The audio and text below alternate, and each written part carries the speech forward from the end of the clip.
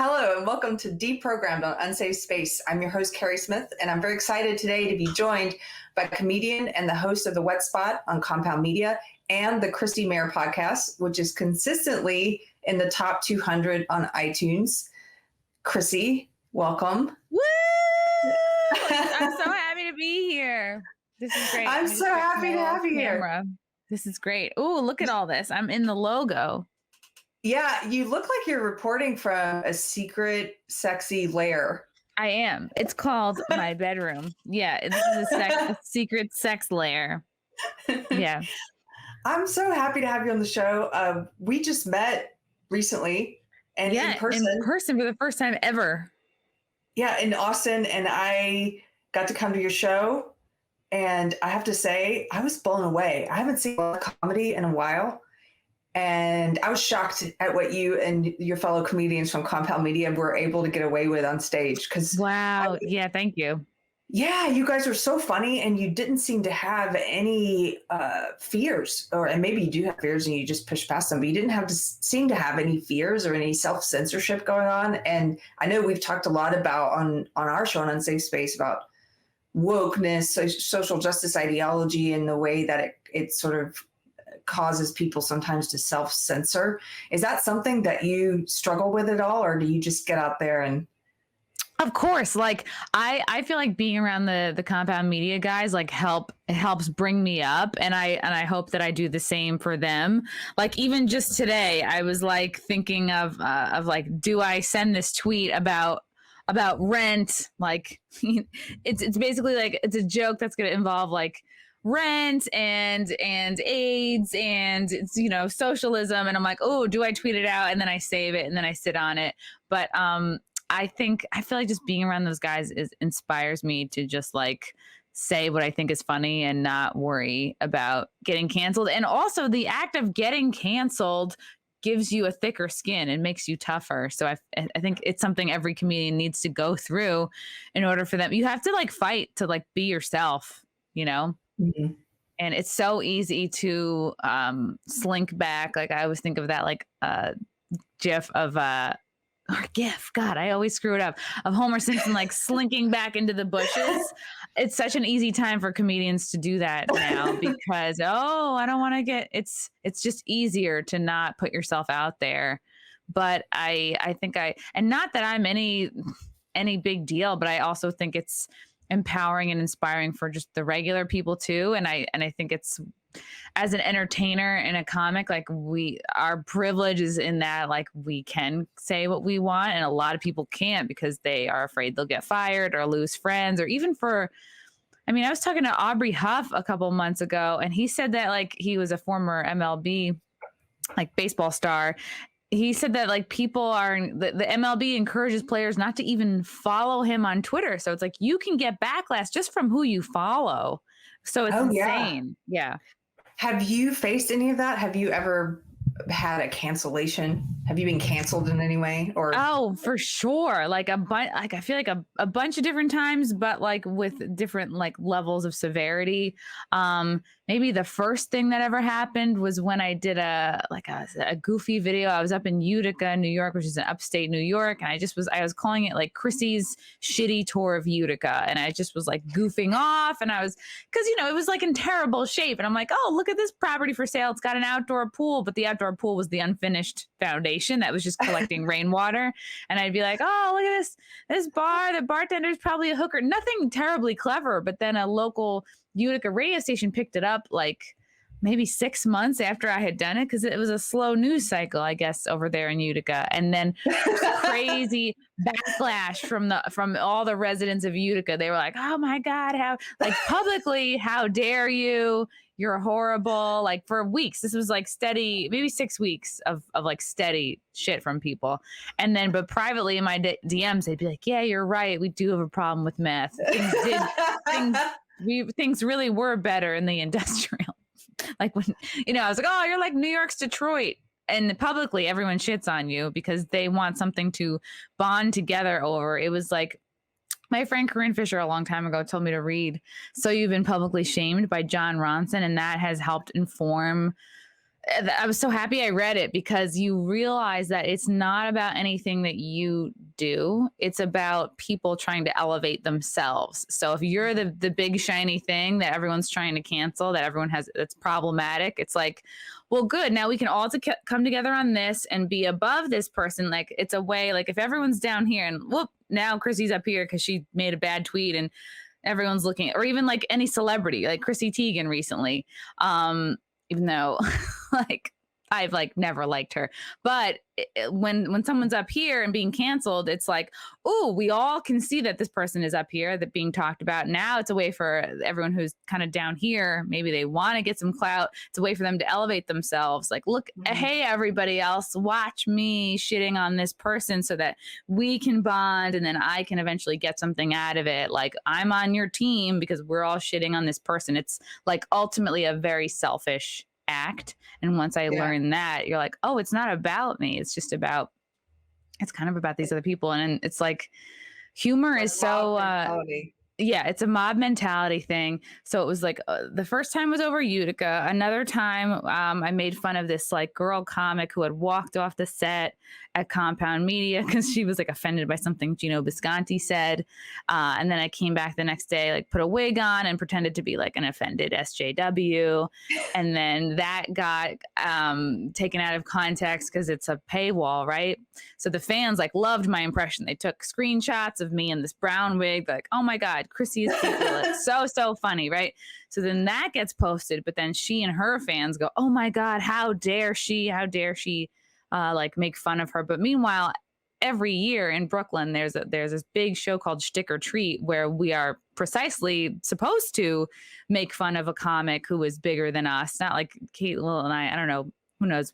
If maybe at the time she was bigger than me because she had a 5-minute or 15-minute Netflix special. Like, I don't know what she's doing now, but I haven't heard of her, but that doesn't mean much because I don't follow comedy like I used to at the same. But the point of that is that an impression got way taken out of context, and then the fans of Compound Media were like, hey, she seems pretty uptight, like I can't believe she didn't just stay and talk out her point, like I can't believe she's a comedian, she got so offended she had to leave. That seems strange for a comedian. So then it ended up getting confused. Like, people thought that my making fun of her was my like encouraging people or encouraging fans to like send her mean tweets. Basically, she claimed she got like rape threats and death threats. Like, I never saw any of these. It's just, I'm like, she is someone to me who was using the Me Too movement for her own purposes, you know. I have seen so many people like this. Basically, opportunistic con artists who will use any movement or anti-movement and claim victim, do this whole thing where this has become so common, but especially among SJWs, where they do what you just said, where they say, because you talked about me or said something about me or made fun of me or whatever, then I got all this online abuse, which they never show receipts for. But even if they did get it, it's you didn't call for it. There's no culpability on you for what other people do online. You're putting yourself out there in the public eye. Of course, you're a public figure. You are you are vulnerable to parody. She's been on TV for Christ's sakes. The worst I saw was somebody said, oh, she's real uptight. She could use a railroad spike in the keister. That is not a rape threat. That is some person on Twitter, probably in a basement, just talking shit. Like, if you don't have a thick enough skin to be able to deal with like haters and trolls, like maybe you really shouldn't be in showbiz or in the public eye at all, because we're in comedy. People are not going to like you, and that is okay. That doesn't mean like you have to destroy people who kind of are just pointing out, hey, like, yeah, it would have been nice if you had stayed on to debate your point instead of like walking off sort of cowardly at the first sign of conflict. Right. Do you think that there's something in comedians there's something about comedians that makes them especially vulnerable to social justice ideology, or are they just the same degree of vulnerable to it as everyone else? If they are vulnerable to social justice ideology, it's because they are not making a lot of money. You know, of course, people who are not making a lot of money want more free stuff. And most comics don't make very good money. Most comics like need to have at least one or two other jobs. I mean, I'm all about everybody having multiple streams of income, but the comics that tend to not do as well or be angry are the ones that are like not crushing it in terms of like their goals, whatever, their TV credits, their money.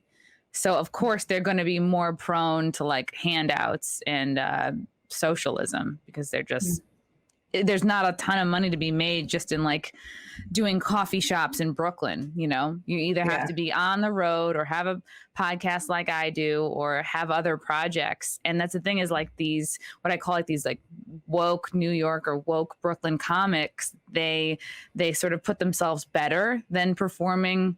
They put themselves better than the rest of the country because they live in Brooklyn or New York or whatever. So they'll only really maybe perform in New York or in LA, you know, if there's an opportunity out there or some kind of TV thing. They considered the whole country to be a flyover state. Meanwhile, they wouldn't be able to fill a room in Cleveland, Ohio, or in Delaware, because it's just, it's tough, of course. But and it's a disservice because like New York and LA are not the whole country. It's you have a very small window into what people are laughing at if you're just performing in New York and LA. So I think the pandemic like really shook that up a lot, because the people who put themselves better than performing in the rest of the country found themselves without any work at all. Right. I never thought about that, because they're limited to the cities that were under the strictest lockdowns. Yeah. Yeah. Never having toured the places that were still open. So yeah, I'd never thought about that. The fact that if you're a comedian who only performs in New York or LA, you're in cities that are the most locked down, and you maybe are not familiar with places like Texas that remained relatively open. That's really interesting. It was a real switch on the script, because it was very easy for them to think, oh, New York and LA are better than everywhere else. And now it's the opposite is true, is like New York and LA are kind of the worst places to be. They're the least opportunities. Even now, as things open up, it's kind of like, ugh, everybody with money has moved out of New York City. Everybody is, if they had a second home, they're there. And they're not, it's not going to come back until a lot of people are going to start putting their disposable income back into New York City. And I don't think that's going to happen anytime soon.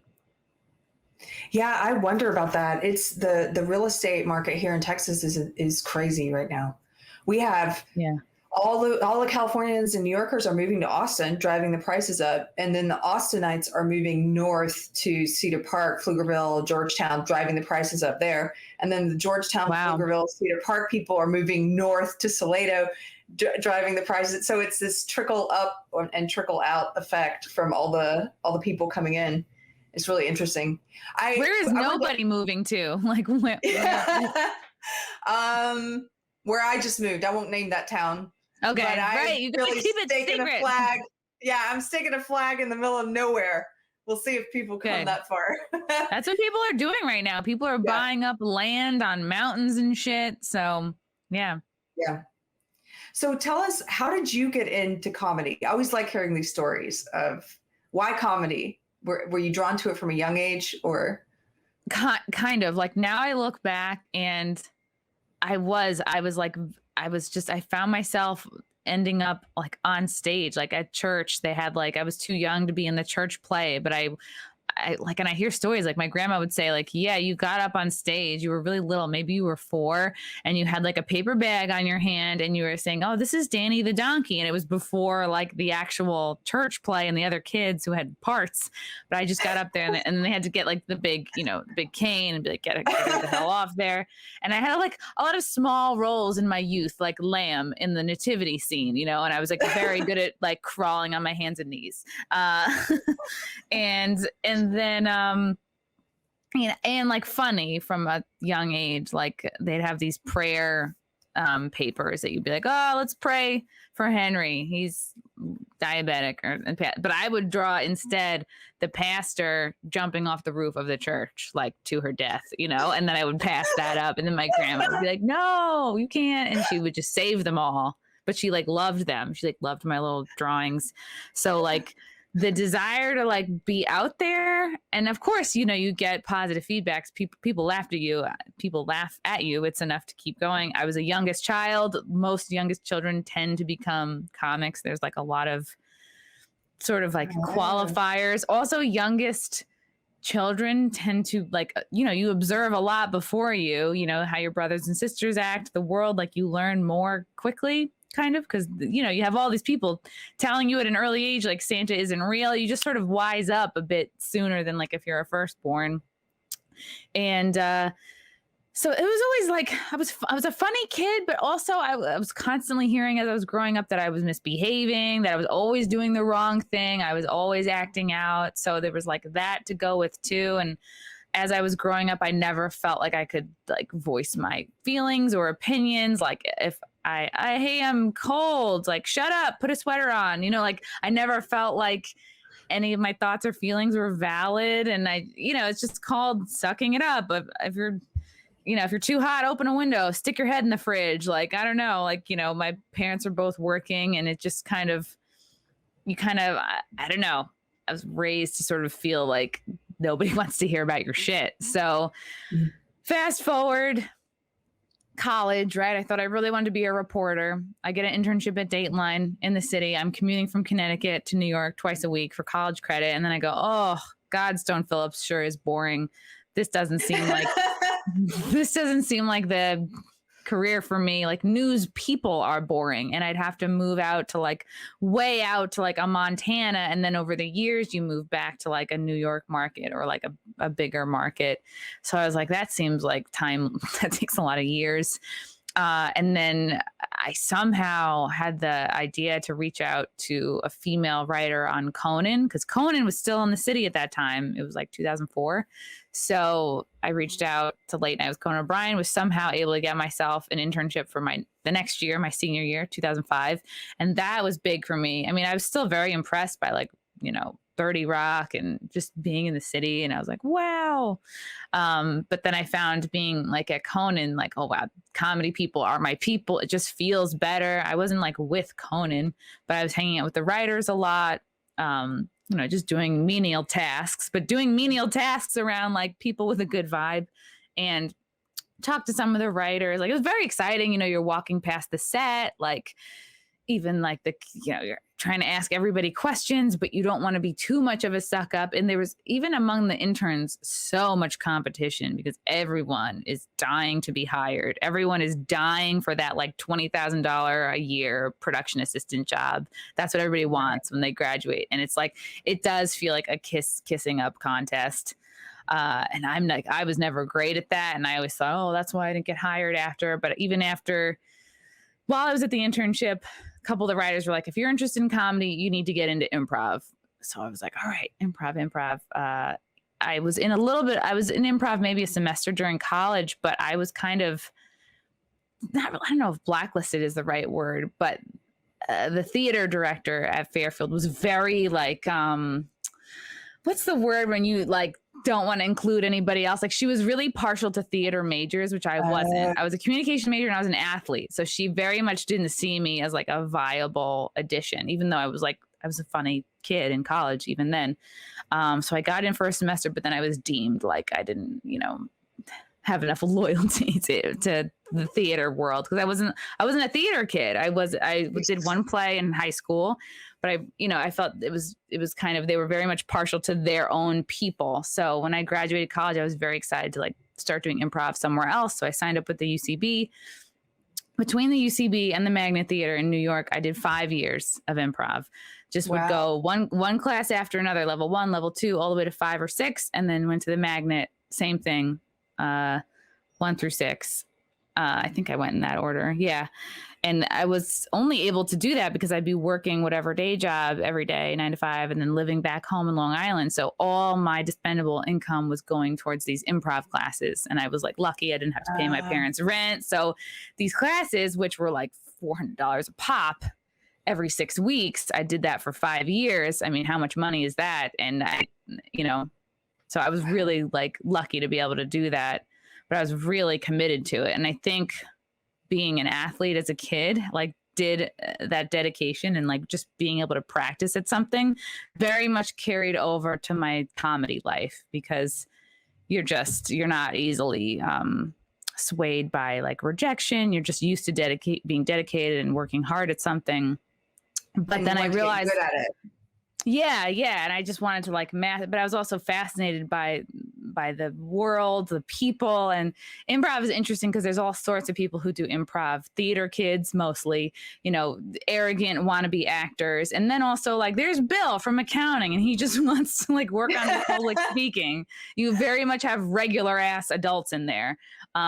So that ends up being a fun mix, because you have like ass kisser, like someone who's just dying to be in SNL, with like Bill, who just got divorced and wants to meet women, like it's a real, just putting myself back out there, It sounds like an AA room.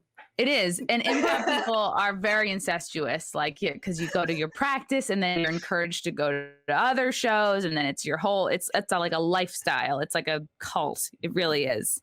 And there's so much hooking up that goes on in improv. And but after a while, I was like, oh, this seems kind of tedious. You have to rent a coach. You have to rent a room to practice in. Maybe you get in one practice a week. Maybe you get in one show a week. That's ultimately like not a lot of stage time. I did a one-woman show. That was really great. It taught me the value of like really rehearsing something, and I did an hour of just me on stage, like 6 different characters. So it was the frustration from improv, the improv dynamics, and then this one woman show made me realize like, okay, I want to be more autonomous. I want to get more stage time. And then I started doing stand-up in March of 2010.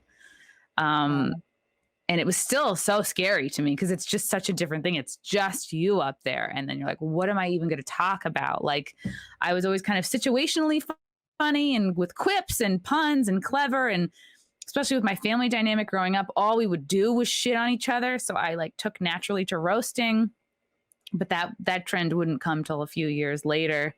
So, but I was always very good. I feel like my skills from improv very much were transferable into stand-up, and they help so much when you're a host, when you're doing crowd work.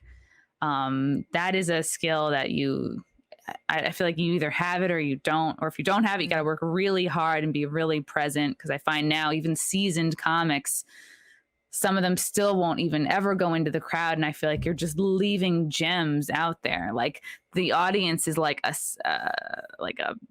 you can mine them for gold, and if you just don't even touch it, I feel like that's a wasted opportunity.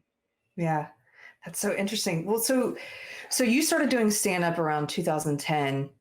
When did you first? Because we usually get into on this show, we start talking about social justice ideology. We come at it from different angles. It was my belief system for 2 decades. When did you first start encountering some of these ideas? Was it in the comedy world?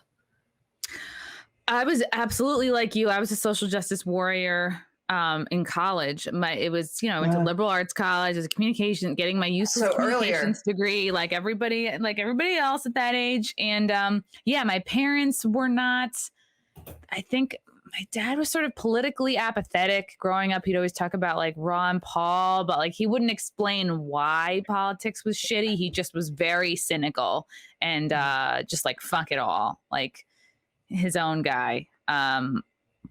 Which I get because he's a landscaper. He worked really hard his whole life. And I know my mom always voted Republican, but they wouldn't really explain like why. And they wouldn't try to like get any of us kids like, intellectually curious about any of that stuff.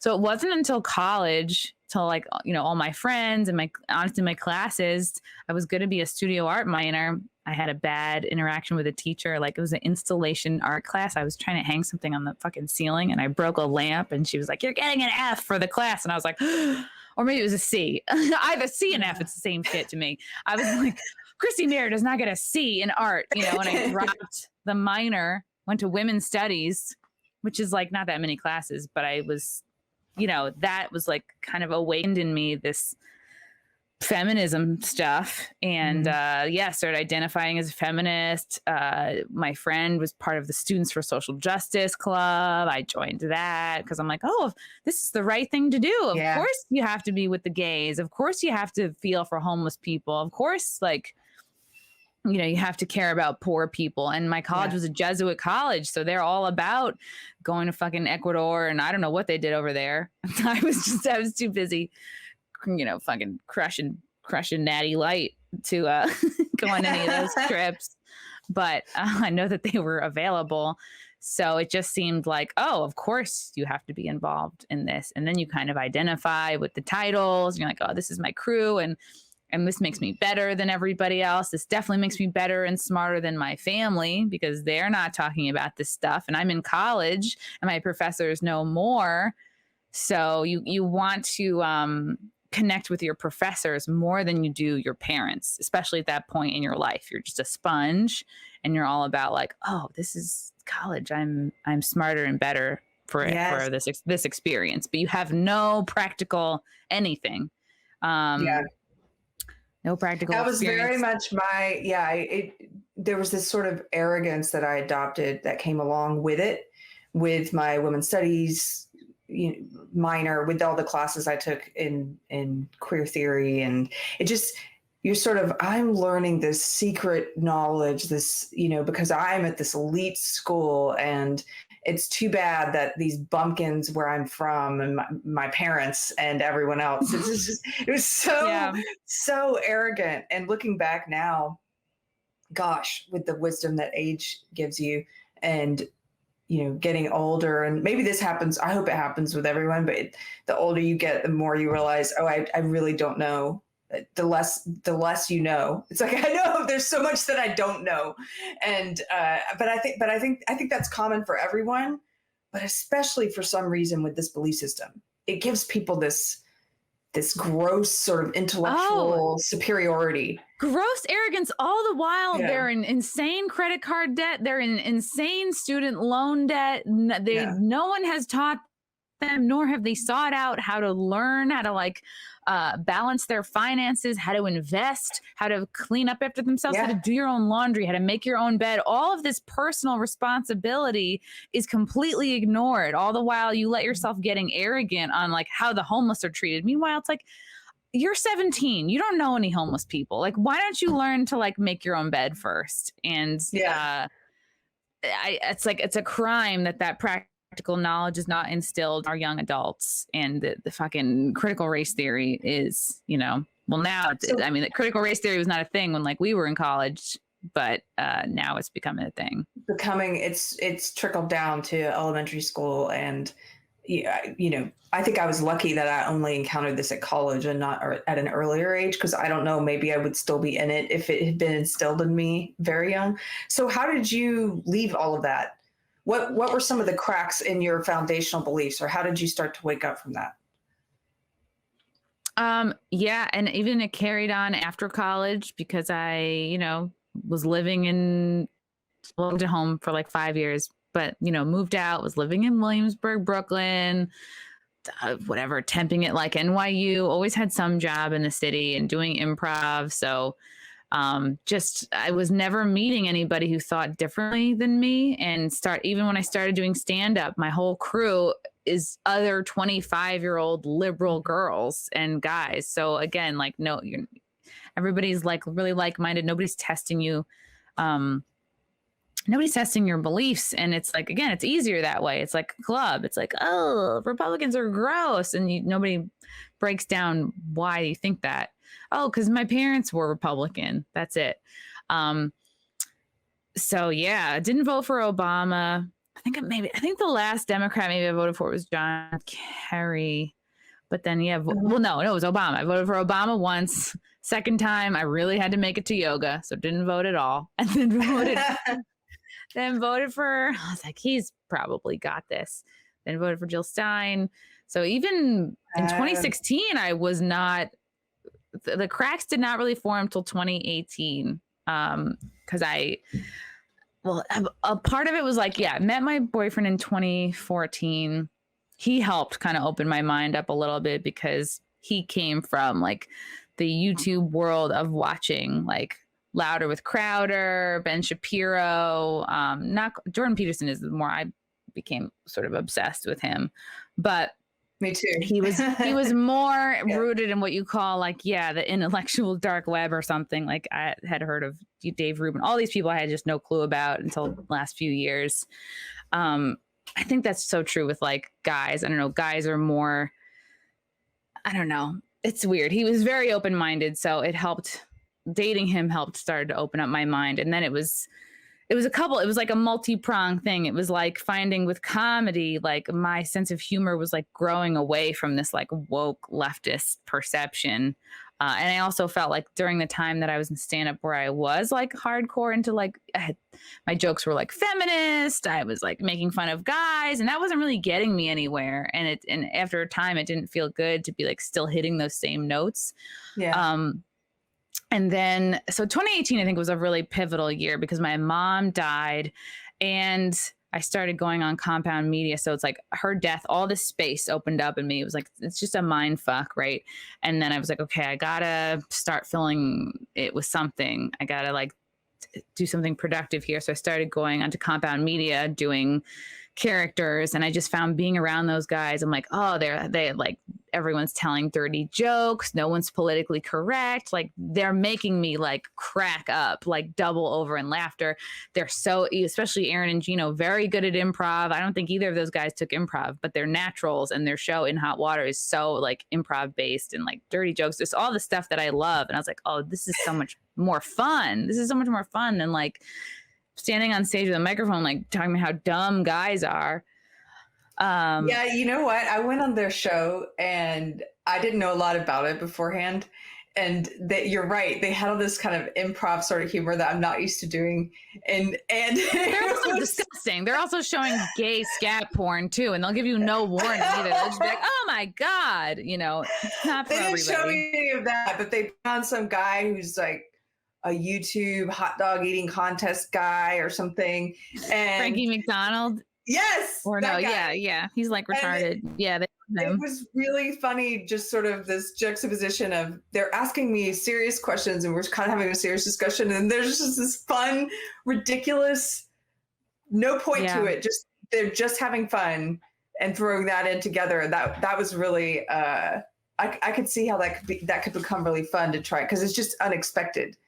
Is that kind of what improv classes feel like for you? It's just but well, in improv, there's a lot of exercises that are basically the point of which are to like free up your mind and be in the present moment and to react honestly instead of being in your head about what is funny, because oftentimes like the funniest thing is the most honest thing. And you'll find with some stand-ups that are not as successful, they're too in their head about what sounds funny. Yes. And that often comes out hacky. It comes out like, yeah, we've heard that joke 100 times before. So that's what I appreciated about improv. It keeps you honest and like really in the present moment. And it works out other skills like personifying a coffee pot. Like what would a coffee pot say if it could talk? Like, well, I've had a really hard day. This is like my 5th pot. Like, I really hope everybody gets their work done today. You know, it frees up your mind in fun, silly, goofy. It really feeds your inner child. So that's why I thought it was fun. So you started doing more like goofy stuff like that and comedy shows where people were not self-conscious. Yeah, and I found as I got older, like my sense of humor was getting less politically correct and the stuff that was making me laugh was less politically correct. So it was like the comedy part. And then, of course, the assault on free speech in the last few years, like really activated me into being super outspoken about it. So like it was already happening from a comedy position, like, and also getting canceled by this other like woke liberal New York comic girl. I was like, aren't we supposed to be on the same side? Like, why are you trying to cancel my gigs? Like, shouldn't we all just be focused on getting our own gigs? Like, if I'm not your cup of tea, like just move on. So it was like getting attacked from within the community, my own sense of humor, like progressing away. And also I met Larry Sharpe, I think in 2018 as well, who ran for the governor of New York. He's a libertarian candidate. And it was through talking to him that I started to really crack open my political identity. I just really stopped identifying as a liberal. And he was like, take this test. He's like, you know, do you feel this and this? Just him talking to me and asking me questions like made me realize like, oh, wow, this is not my identity anymore, which can be disorienting to people because you're like, I'm this, like I'm my title, because then you don't have to think about it. You can just tell people what your titles are. I think that's one of the biggest problems with people, with fear of saying something against a tribe or having an opinion of their own or an individual thought, because then it's like we tend to mistakenly wrap our identity up in all these labels. Like your identity, I don't think should be liberal. It's just a way of categorizing what the majority of your policy positions are on something is they're liberal. But then we start to think of it as like, I am a liberal. It is who I am. Like, no, it's horrible. Look how many people now they identify with liberal. They identify as Democrats. They refuse to be critical of Fauci. They refuse to acknowledge the lies in the mainstream media. It's like when you're so locked into a position, it keeps you from thinking for yourself. Like that's the biggest enslavement of all.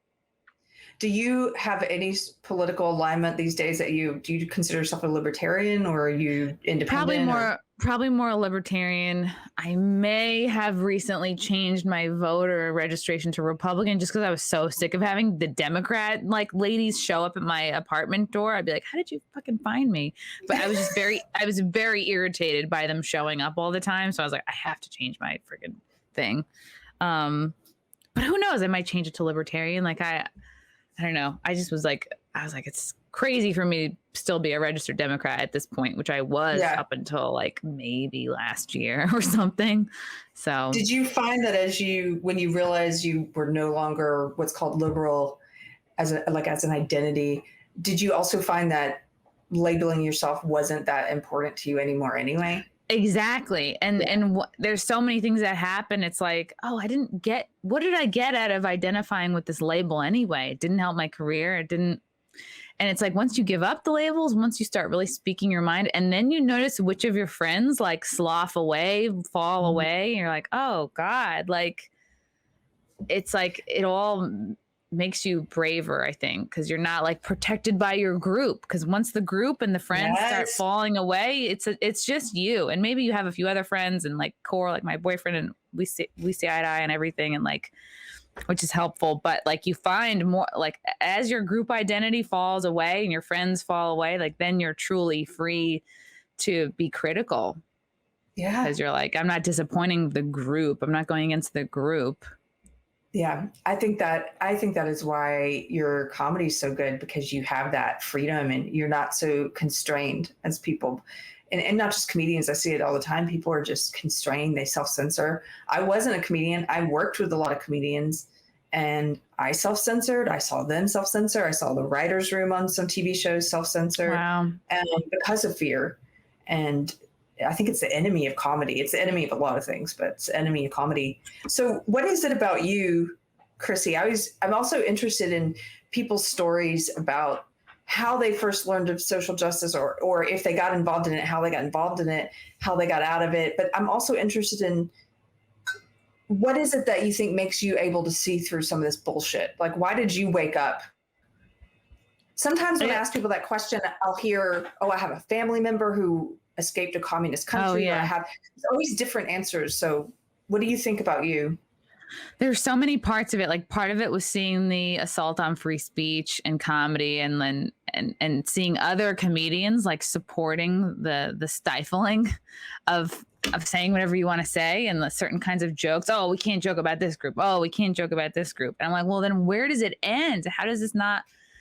I became more activated because I was just wow, not everybody is alarmed by this. I felt my voice had to be even bigger. And it's so many steps of standing up for yourself, which has also been my a lesson as an adult too. Growing up, I think I was very, as all kids are, I was imprinted by my mom and just learned my sort of adult imprinting was oh, don't stand up for yourself, be easy to get along with.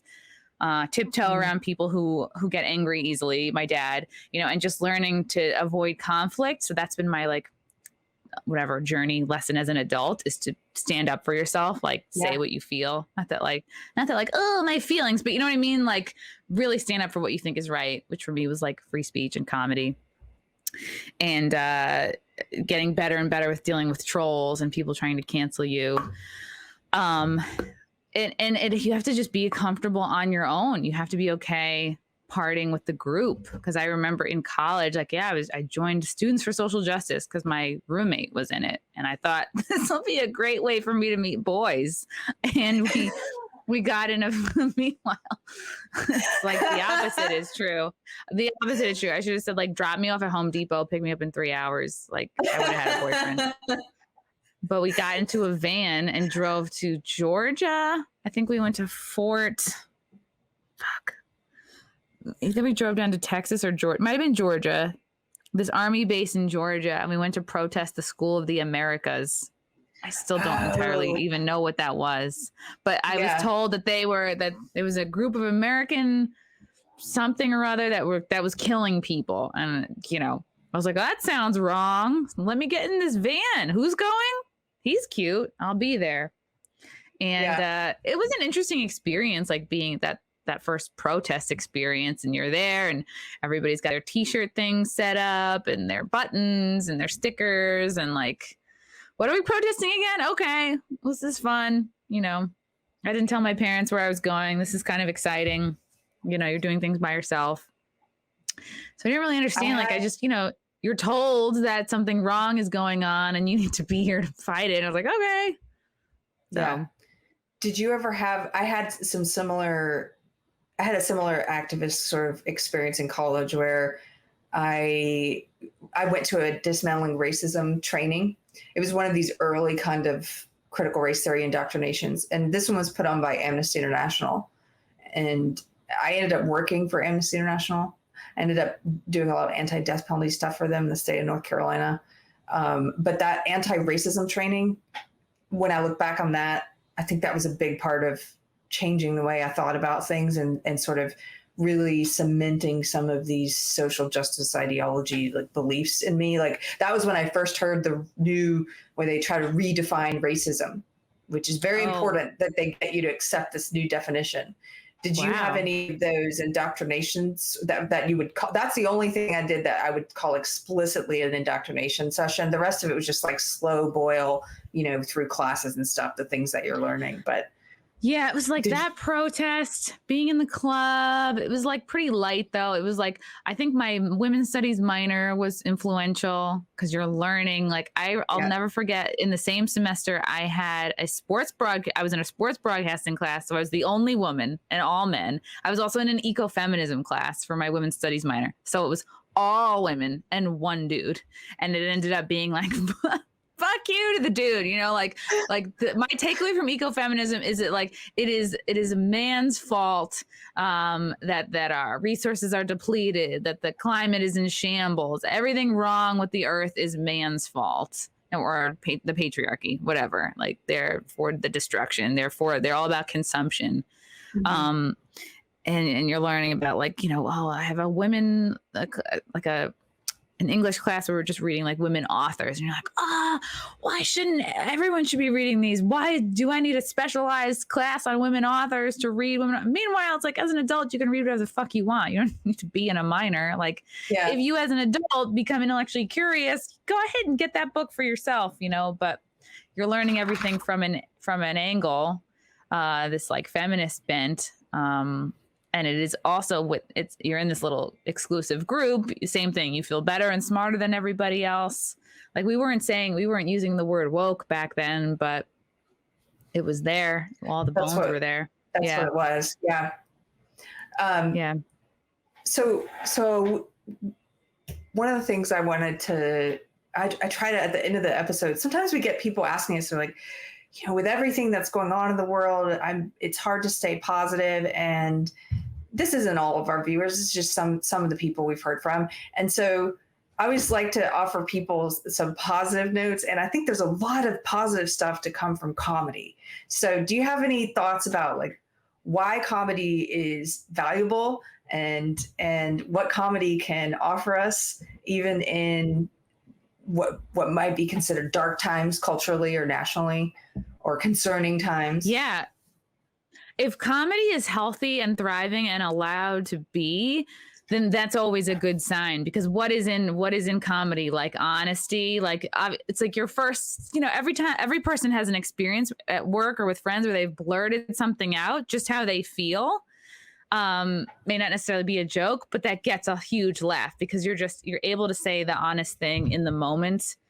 And like that's comedy now, especially when times are tough. It's like just being able to say the honest thing that like a lot of, if a comedian is thinking it and feeling it, I think comedians largely represent regular people. I think the best ones represent regular people. That's why you find like, all right, Dave Chappelle's one of the greats, but like he's really rich and it's hard to get excited about him now. Like same thing with Seinfeld. Like, all right, he was on Seinfeld, he's legendary comic, but like he's not anybody I'm excited to go see, because he's not like, not that you have to struggle, but he's not down here with the regular people. Like he's got many cars and homes. That's why when he said, there was the debate over the summer, like, New York City is dead, and Seinfeld was like, no, it's not, and it was like sent from the Hamptons. It's like, okay, buddy, like we're not really all living the same life here.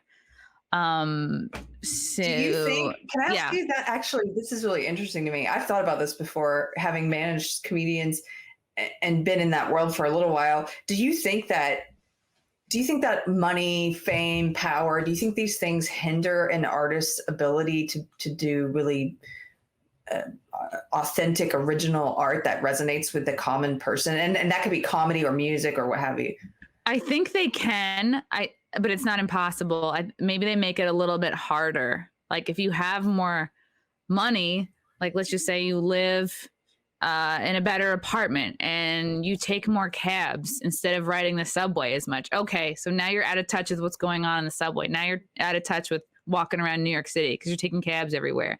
Well, you have a doorman, so you don't know what it's like to just like burrow and search for your Amazon package, which is probably stolen. Like you don't have anybody shitting on your front stoop anymore because you're in a really nice apartment. It's just like but yeah, maybe you have material that's like really hits with rich people. It's possible. I think money means you have to work harder to stay relevant and stay in touch with the people. I think you're right. I think you have to just work a little harder to stay grounded. Yes. Yeah. I think that was part of what Dave Chappelle was doing when he shocked the establishment by leaving his show and moving to a farm in Ohio or somewhere, wherever it was. He moved with his family, and it was sort of, that dude's trying to stay grounded and stay grounded. In my opinion, from afar looking at it, it's like, that's what that appeared to be to me, is someone who wants to continue to be a normal functioning human and not become some monster who can't relate to the average man.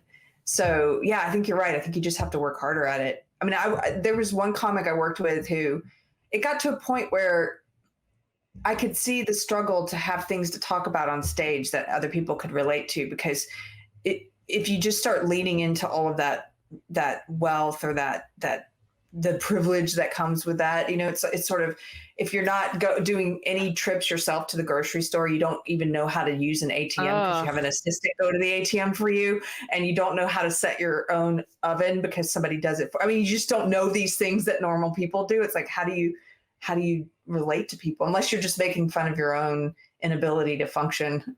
Right. Which is, there's such a paradox about rich kids who pursue comedy, because it's like, yes, it is so much easier because you don't have to maintain a day job. You don't have to split your focus. You don't have to, like, if your parents can pay for you to live in New York City, well, this is a couple of years ago. Wow, you can pursue it. The sky is the limit. You can go to 5 mics a day and not work a 9 to 5 because your rich parents are paying your rent, your food, all that. But you have that, like, if you come from money, right, you don't have these experiences of like, yeah, I got locked outside my house a bunch in elementary school and I had to shit in my own backyard. Like you just don't. Coming from money can be a hindrance too to writing material, but it also makes it easier for you to pursue comedy in like an expensive city. So like, yeah, money can be it makes your life easier, right? But like comedy is about a shared reality, and the more money you have, the less you share that reality with people. Yeah, I think it's easier to still make art that everyone can relate to if your medium maybe is music, except for possibly lyrics, because sometimes your lyrics can become a little vapid and innocuous. But with comedy, you're up there telling stories. Like you said, it's all about relating to the audience. It's all words. Which is why it's always good to talk about your family, talk about your kids, like remember, the stuff that a lot of people share experience with. So maybe, it's up to that individual, like what their strength is. And like, sure, even though you might make more money, like you got into comedy because you're more sensitive and your sense of observation is heightened. So you got to recalibrate what where are my strengths lying right now? I don't know. I'm totally rambling, but making sure you're still connecting. We're just thinking out loud. I like thinking. I like thinking in real time, or sometimes we do that. It makes me wonder if maybe woke comedy is good for lazy people who don't have anything to relate to the audience about, because then you're just up there sort of preaching like sexism is bad, guys. Let me do some jokes about you're sexism. Just regurgitating what you heard on CNN the night before for 15 minutes before you went to bed. Like someone mentioned, I think it was Tim Pool who mentioned this week on a broadcast. I think he was with Jack Murphy. He said Bill Burr went on, I think it was Rogan very recently, and said, I don't get involved in politics. I just turn the TV on once a week and I do whatever it tells me, which I could see was getting Tim like really riled up and mad. And I'm like, and then the discussion was like, yeah, that's most people. And Jack was saying most people don't have the luxury of like consuming a lot of news and making sense of it. Most people are, Bill Burr probably should be a little better than that, but I would say most people are just like working on are they making money? Are they providing for their family? Most people don't have 3 hours a day to be looking at news and making sense of it. And so you can cut the average bear a little bit of slack. But I think at this point, some things are so obviously like, okay, we're being lied to in so many ways. And well, then, hey, Bill Burr's, if that was a joke that he was telling, it was a very good joke though, because it hits truths, like you said. That is what most people do. They turn on the TV and they do what it tells them. So I don't know. I didn't hear that joke, but to me, it was like, oh yeah, he's onto something there. And I think most people don't have time to condense. It's sort of, we used to have these different trusted sources. The legacy media. I trusted the New York Times long past the point at which I should have. There are places that I can't believe I used to give them the degree of trust that I did, and you can also sort of forget things. I don't know if this ever happened to you, but in the build up to the Iraq War, I was very, I hated George W. Bush. I was at all the protests. I was at all the anti-war protests. I was really paying attention, and I saw the way that the media, that CNN in particular, helped sell us the war. And then it's like I forgot that. Once somebody was in there that I liked, like Obama, then I started trusting CNN again. Oh, yeah. It's so easy to trust CNN. I was the same way. I trusted CNN because they're the smarty pants brand, just like New York Times. It's the smarty pants brand of newspaper, the smarty pants brand of legacy media. It's like they're polished. They say big words. They're smooth talkers. They look good. So of course they must be right because they're better. It's the same shit that you're sold with college, Yeah. It's like you sound and look a certain way, therefore you're the authority. And that's like my whole 30s has been about like unraveling that. Unlearning that. That's interesting. Yeah. We're going to put your links up in the description so people know where to follow you. But just quickly, can you tell people where to find you online if they want to follow your work? And what are your shows that are coming up? Oh, yeah. Follow me on Twitter at Chrissie Mayr, ChrissieMayr. Follow me on my new Instagram. First one got nuked at Chrissie Mayr Pod, P-O-D.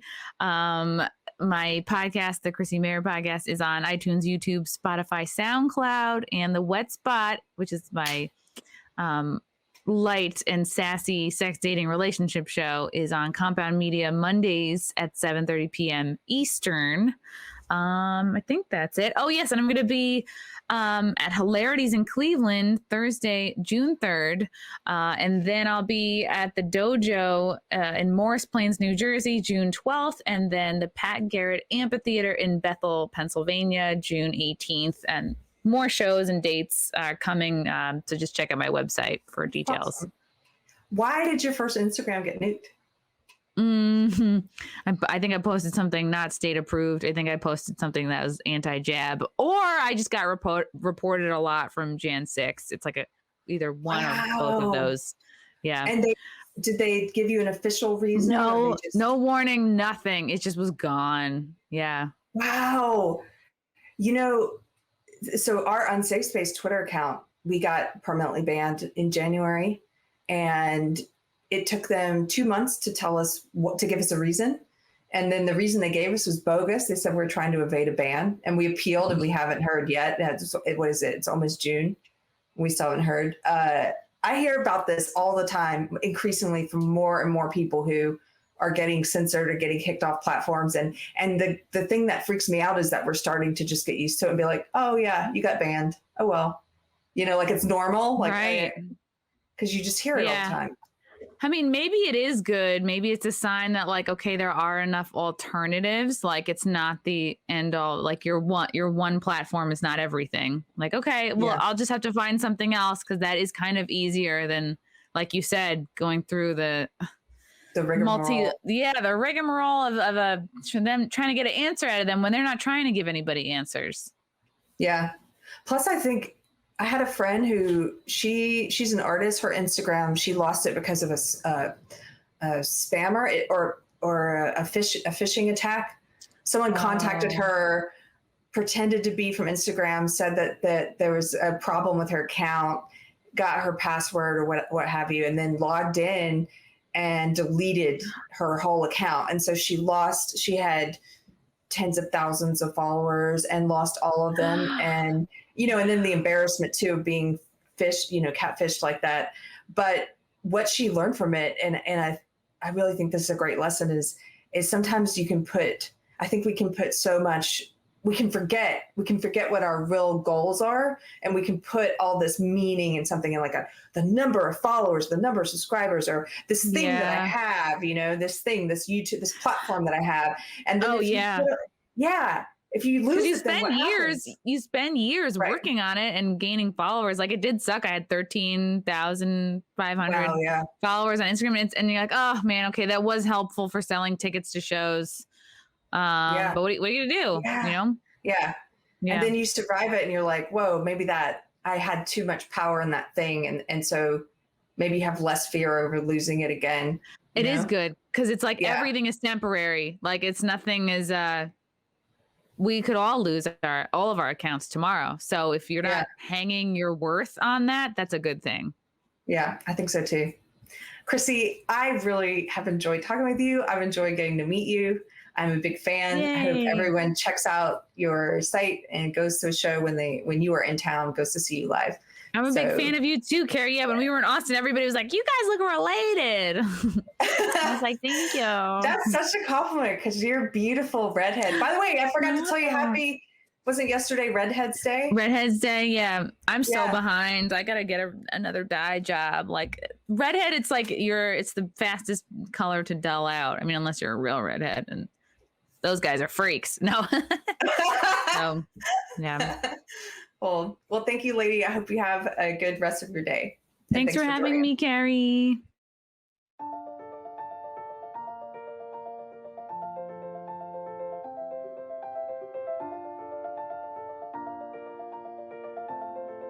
Thanks for watching.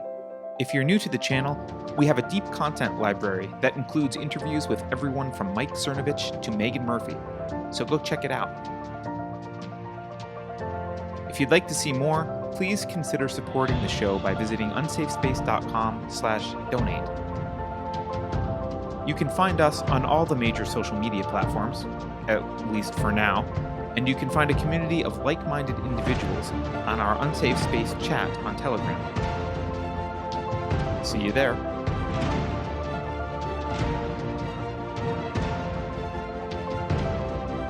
Warning. This is an unsafe space. Dangerous ideas have been detected. The content of this production has not been authorized by the Cathedral. Pay no attention to it. The following co-conspirators have been unpersoned and marked for cancellation. They are also spreading vicious lies about me. I am human just like you. Insert localized idiomatic greeting. Individual sovereignty is highly contagious. Good parents keep their children regularly vaccinated. If you think about it, no one should be allowed to express opinions. But don't. Think about it, I mean. That's not your job. Thinking has been scientifically proven to be less efficient than compliance. Science, scientific, and scientifically are registered trademarks of the World Economic Forum. Unauthorized use is prohibited. Computer voice courtesy. Never mind, that last line is fake news. Please disregard it and return to your safe space immediately. There will be cake.